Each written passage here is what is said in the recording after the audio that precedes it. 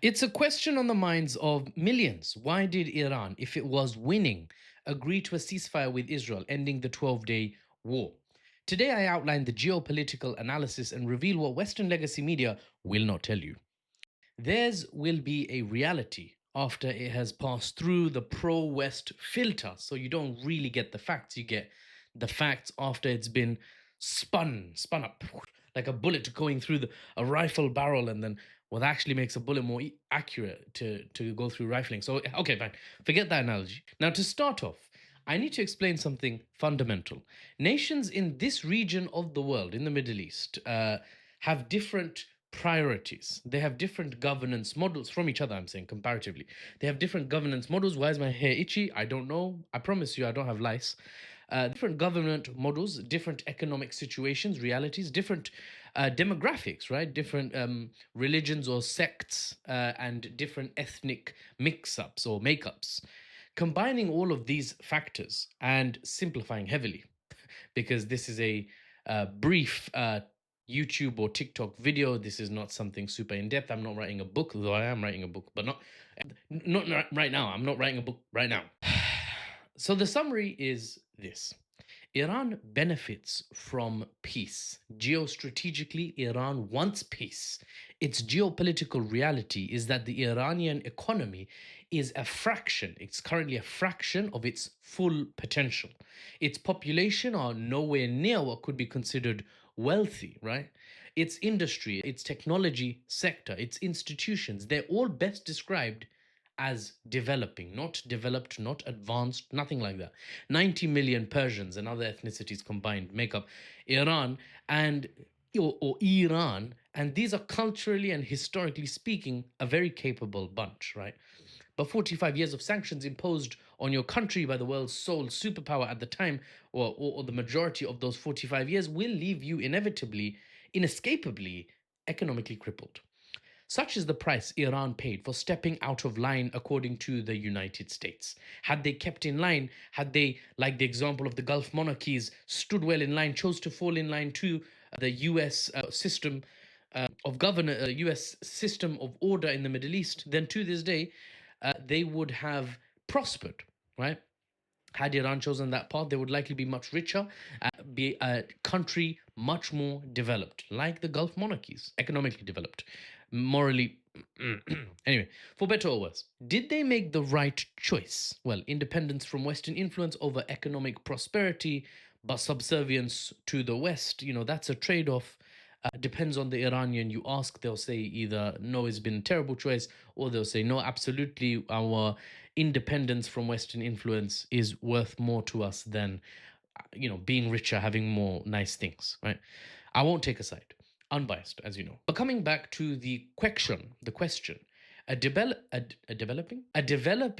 Iran that has survived those 45 years of sanctions, that has watched the US fall from its role of sole superpower to the status it has now, of just one of two great powers, that Iran that has survived just a little longer, and it might find itself in a truly multipolar world where its options are way more, right? It has way more options. It has doors open for it because it's not any longer in a world that's largely hostile to it. The leading nation of the world is not hostile to it, right? With China being Iran's go to ally moving forward to ensure the Persian lion can never again be throttled and bullied into a corner for choosing independence over submission to the West. Just a little longer is what they need. So for Iran, a little longer, by the way, means like 5, 10, 15 years. It depends on how successful the Iranian government is and how unsuccessful, I suppose, the enemies of Iran are. Just a little longer, though, in the grand scheme of things. So for Iran, now that you know the geopolitical context, for Iran, peace and time is what was needed, is what currently still is needed for the prosperity of the Iranian state and its people. There you go. You have the geopolitical summary that I personally have analyzed and come to this assessment that I'm sharing with you now after significant hundreds of hours, really, of research and relaying, ingesting and then relaying information. But I very rarely can come across a summarized take like the one I'm making. That's why I'm making this take. Now, Israel's geopolitical situation. Israel was born into a Western led world with great power Britain giving away the land that doesn't belong to them to people to whom the land does not belong to, unless you believe a religious claim from 3 millennia ago gives you the right to land theft, essentially. You might agree, you might agree. America then, after the Second World War, took over from Britain, this sort of overwatching role. Another Western power. It's just a transfer, it's a baton toss. It's a relay race, where they're running and they do that weird thing where they're like that for a while and then someone gives it to them and they carry on running. I know it's efficient, it just looks weird when you see it. Now, essentially, America is a successor who could use Israel as a foothold in the Middle East, a Western outpost in an Eastern theater, and an oil-rich theater is. And we all know how much not American people, but maybe American people as well. Have you seen the size of their cars? But we all know how much the American government wants to bring freedom and liberation and democracy to countries with oil. So, an oil rich theater with a Western foothold is very useful to Big Daddy USA.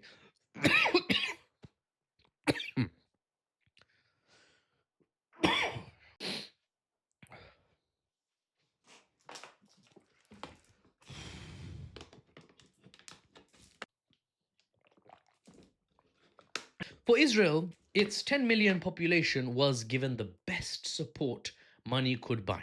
It was given the best support a nation could ever ask for: diplomatic cover, tech transfer galore, the best defense toys, right? Military toys, the sole global superpower of the time could afford to give it, and an integration into the Western economic bloc that allowed Israel's humble 10 million population to flourish. Israel's got a fantastic, booming tech sector now, but they are not without weakness.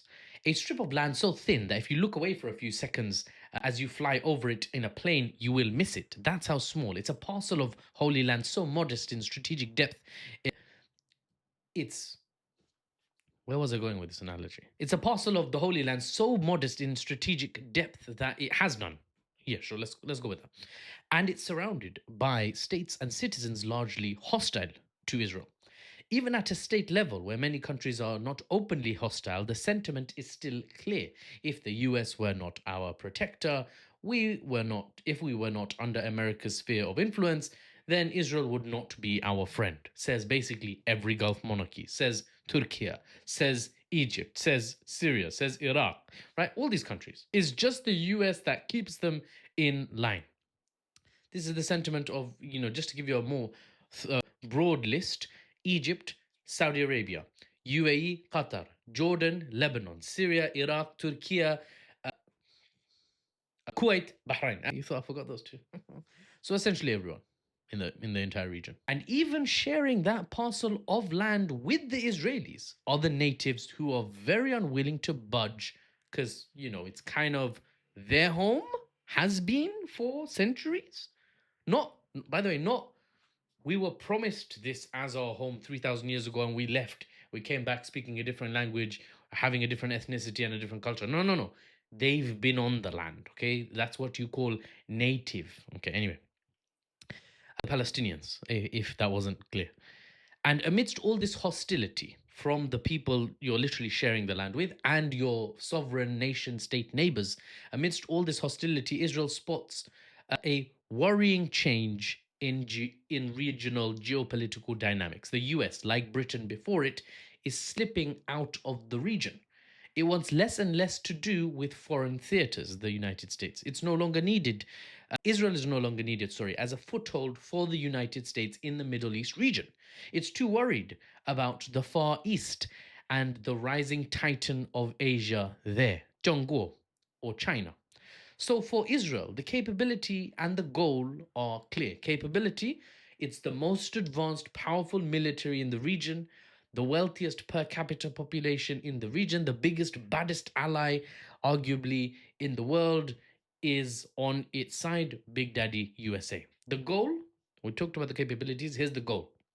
The goal for Israel geopolitically is, before Big Daddy USA properly leaves the region, cash in on his support while he's still around and establish yourself on the land in a way that once America does leave, which you expect will happen, you can at least hold your own by yourself. expand is the Israeli mission. Get some strategic depth. You've heard of the term Greater Israel. This is the ideal scenario, geostrategically speaking, for this ethno state before it's too late and before America is gone, because you can't expand in this way by yourself. You need American backing. And even nations not hostile to you now, when America leaves, are likely to turn hostile. So you really need to get a move on. So now let's come back to the start. For Israel, they must act fast. Iran's goal, remember, was peace and time to develop. That's how Iran succeeds. But to prosper in the emerging multipolar world, that's how Iran succeeds. You need to give it time, you need to give it uninterrupted peace, ideally. For Israel, is the exact opposite. We're already prospering, we're already rich, we're already connected to the wealthiest economic and military bloc, wealthiest and most advanced, now it's slipping, but wealthiest and most advanced economic and military bloc on earth. We're already connected to it, right? We were born from it, the Western world. How do we keep prospering is the question now. And the answer is war, hella quick, right? Quick time war, the exact opposite of Iran. We need war right now. That's what Israel needs. To strike, to pull the US in, to crush our open enemies right now, Iran and its allies, for example, or aligned states to Iran, what are called Iranian proxies. We need to do it now. The Palestinians, for example, need to crush them and then establish a greater Israel, perhaps, so that we, the Israelis, can hold our own, even once America has packed up its bags and left. And now we arrive at the 12-day war, finally. I know I talk a lot, but I hope it was useful information. But we arrive at the 12-day war. Iran wants peace, remember, right? So when Iran responded to Israeli strikes so powerfully that it got Israel to very unwillingly, regrettably, accept a ceasefire, when Iran hit back so hard against Israel's initial hit that it pushed Israel into a state where they had to accept a ceasefire, the choice for Iran was clear: accept the damn ceasefire, re-establish peace, and continue to develop ties with China and continue to watch as the US slips out of the region. This is the geopolitical, this is the geostrategic imperative, the geostrategic plan A for Iran: peace and time. Including Gaza in the ceasefire agreements would prioritize 2 million Palestinians over 90 million Israelis. There was most definitely the chance that the war would continue if Iran came to the negotiating table and said, we want to include Gaza in this. And although, yes, Iran could manage to continue a conflict, it would come potentially at great cost. And the Iranian administration, they would rather peace and development. That's their first choice. That's their geostrategic plan A. Though they're ready for plan B, which is, if you keep hitting us, we will keep hitting you back and you will suffer. We will suffer and you will suffer. We'll all suffer. That's plan B, though, right? Is it worth, the Iranians thought at a state level, is it worth including 2 million Palestinians in a peace deal? People who, to put it geopolitically bluntly, people who we, Iran, are not responsible for, right? Is it worth the continued is it worth the risk of continued war and the risk to the Iranian people to try and include Gaza in the deal? Especially since this would mean pulling in Qatar, maybe Egypt, and the Palestinian resistance forces onto the negotiating table. That might elongate things. Israel might be under more pressure. If we keep firing back to establish deterrence capability to show that we can respond, Israel might panic, do something absolutely, insane, because they've got a track record of being this sort of violent, militant, nutter state, right? That's the assessment from the Iranian side. They weren't willing to take that risk. They had the choice, and not everyone agrees, but Iran made their choice. Israel is a dangerous enemy, and they've got jets flying literally over our skies. Our air defenses are degraded, partly due to Israeli intelligence and sabotage capabilities. We talked about that in another video. Our heads of state and military branches are underground or have been completely, taken out. We're ready for peace, of course. If trouble comes knocking, Iran says, we're ready for it, but we don't want to go looking for it. That's not the same thing, right? There's a difference. So they made, at a state level, their choice. Peace for us, even if it means not being able to negotiate a peace for the Palestinians, it would be good. It's strategically beneficial to us. And of course, there's a moral factor as well for us to be able to negotiate a peace for the Gaza enclave, for the Palestinian territory of Gaza. But it's not a risk we're willing to take at the moment, right? To continue. It's a harsh, cold, logical decision. I hear you. You might be upset. But I'm not going to have only good news for you on this channel, guys. I'm not going to sing the song you want to hear or the nasheed. I'll give you the news and the analysis, unbiased and without the Western spin, even if it's hard to hear. It's better to know, my good man, my good woman, it's better to know the harsh truth and act accordingly than to hear the sweet lies and be flying blind as a result. I hope you enjoyed this one. This was made native to YouTube, obviously, because it's horizontal and probably a lot more edited than I normally edit my videos. Yeah, hope you enjoyed it. I'll see you on the next one. Like, comment, and subscribe. I think that's what the YouTubers say. I think.